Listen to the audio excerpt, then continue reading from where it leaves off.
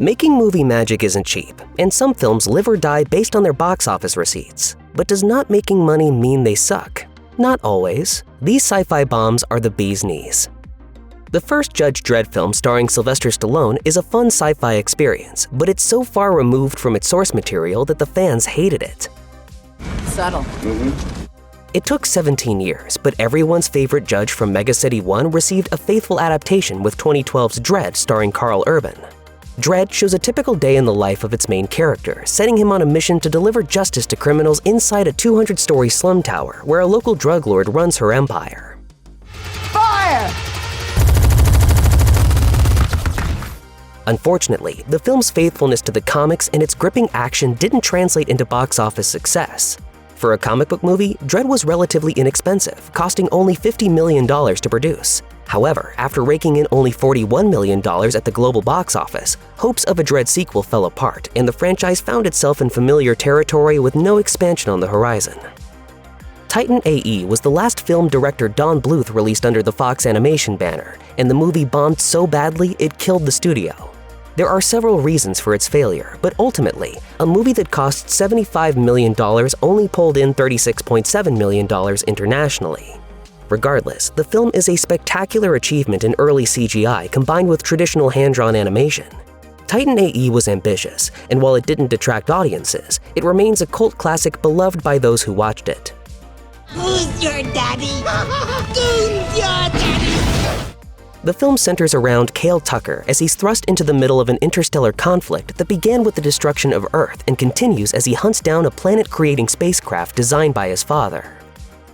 Have you ever seen anything like it? Once. It's a true adventure film that follows Cale as he works with various alien allies in his quest not simply to save the world, but also to recreate it from scratch. Titan A.E. has its fans, but it's relatively obscure these days, having been buried by far more successful contemporary animated content. Robert A. Heinlein's Starship Troopers is one of the author's most well-known books, a sci-fi novel that explores themes of militarism and propaganda. Director Paul Verhoeven's 1997 adaptation shares the same themes as the novel, while being narratively different from the book in almost every way. Despite this, Starship Troopers is everything you want out of a sci-fi action movie. Soldiers deployed to alien worlds and take on gigantic deadly bugs capable of effortlessly tearing people apart. Starship Troopers uses lots of CGI, complex sets, and complicated costumes, making its $105 million production cost understandably high. The film only made $121.2 million at the box office. A box office return that's higher than production costs sounds like a win, but it's actually a loss once you add in marketing and distribution costs, and the fact that studios don't get all of the box office haul. Starship Troopers is a cult classic these days, and while it failed financially, it managed to spawn a franchise consisting of 4 sequels, 2 TV series, and multiple video games and comics. Tron holds an indelible place in popular culture thanks to its early adoption and integration of 2D CGI coupled with practical effects, backlit 2D animation, and live action. Tron wasn't the first movie to use these technologies, but it's the most famous early example. Unfortunately, the film's ambition got in the way of box office dominance, and while it broke even, it was a financial disappointment.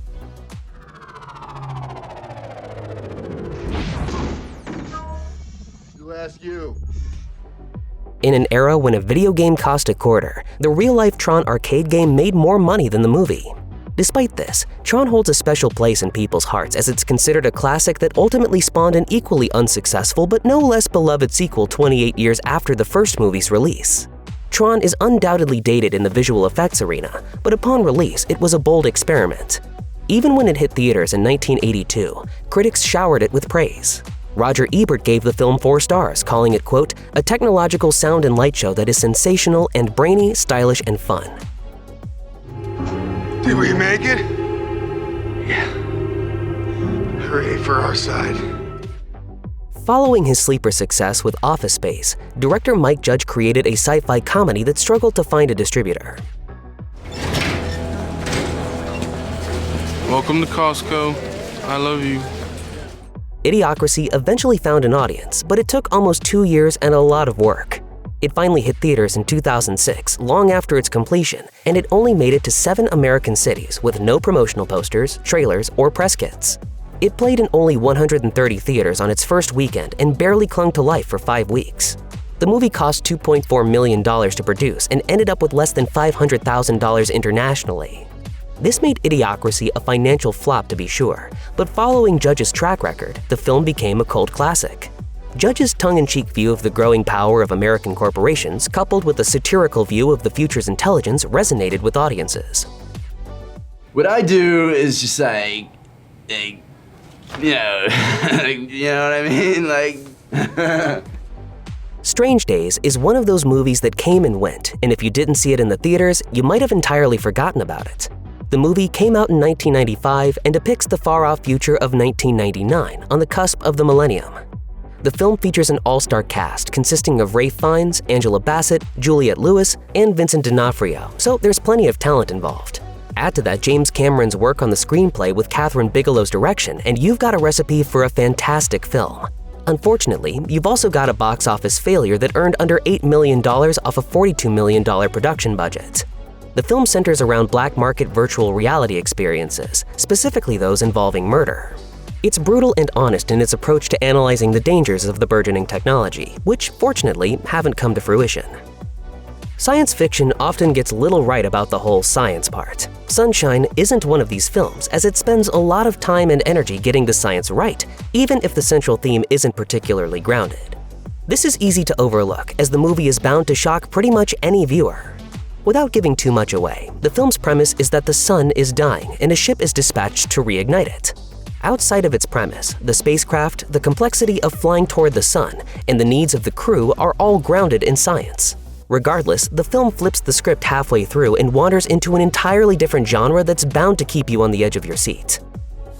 It's very strange. I recommend it. Director Danny Boyle teamed up with Cillian Murphy again for the picture, 5 years after working together on 28 Days Later.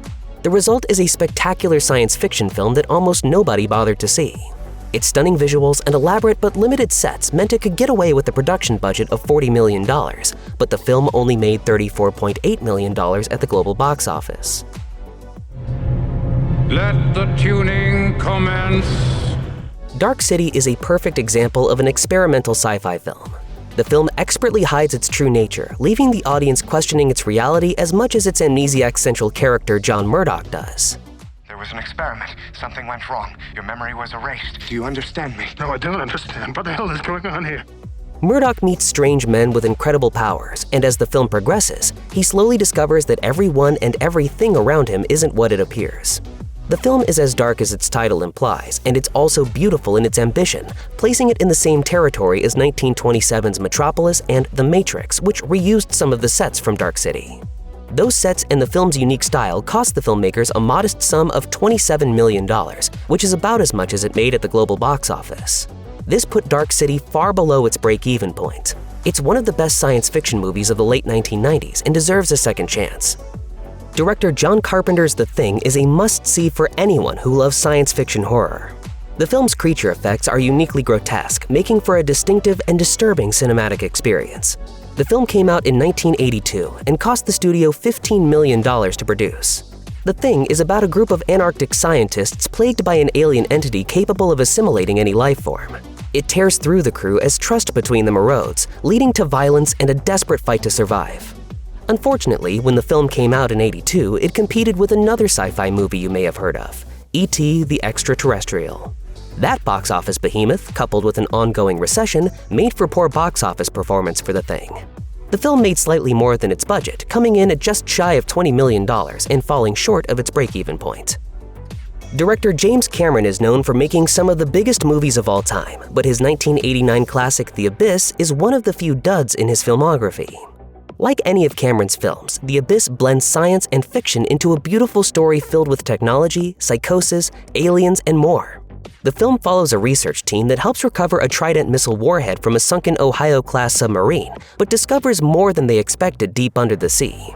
The film is undoubtedly ambitious, which is true of every Cameron movie. Another familiar theme in Cameron's work is immense production values, and The Abyss wasn't cheap. The film cost an estimated $70 million and made $90.5 million internationally, falling short of breaking even. The Academy Award-winning film's failure defies explanation, but at the end of the day, the movie bombed despite its many merits. Annihilation is as much a psychological horror as it is science fiction, and it pairs the two genres brilliantly in a beautifully rendered movie that's disturbing to watch. The film revolves around scientists exploring the Shimmer, a quarantined zone of mutating plants and animals resulting from an unknown alien presence.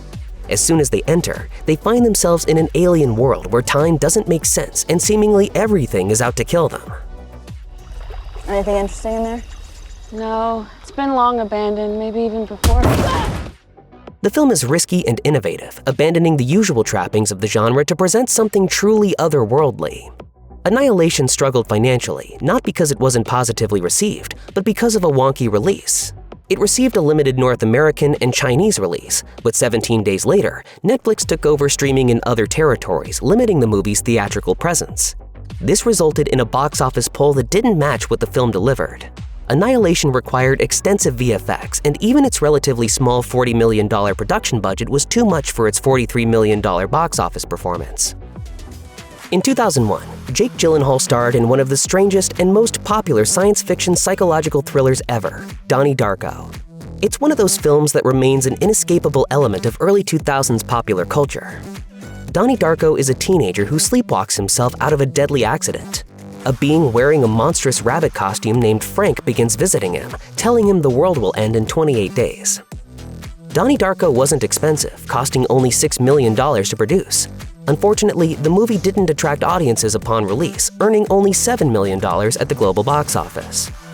In Children of Men, a man named Theo finds himself embroiled in global controversy when he comes into contact with a pregnant woman. This is monumental, seeing as infertility was at 100% for decades, making the young woman into a near messianic figure. As the sound of the playgrounds faded, the despair set in. The entire film is beautifully shot, harrowing, and packed with nail-biting sequences, thanks to director Alfonso Cuarón's sense of scale and Emmanuel Lubezki's cinematography. Children of Men is a brilliant analysis of the human condition, but too few humans paid to see it. The film cost $76 million to produce, but it only made $70.5 million globally. Despite these poor figures, Children of Men was lauded as one of the best sci-fi films of all time, and it received 3 Academy Award nominations on top of numerous other accolades. Surprisingly enough, Blade Runner was a financial failure. It's regarded today as one of Ridley Scott's masterpieces, as well as one of the most impactful films in all of science fiction. And yet, it was a flop, earning only $41.7 million off a budget of $28 million. Thanks to its legacy, a sequel was released 35 years after the original. Perhaps expectedly, that sequel, Blade Runner 2049, also flopped at the box office, though adjusted for inflation, it at least outgrossed the original. 2049 went on to win 2 Oscars and similarly became lauded as an exceptional entry in the genre. The film's failures to find large audiences can be attributed to several factors, but at the end of the day, they share the same fate as The Thing. In 1982 and in 2017 alike, audiences were more interested in upbeat sci-fi, be it E.T. the Extraterrestrial in 1982 or Guardians of the Galaxy Volume 2 in 2017, rather than the bleak, rain-battered world of Blade Runner.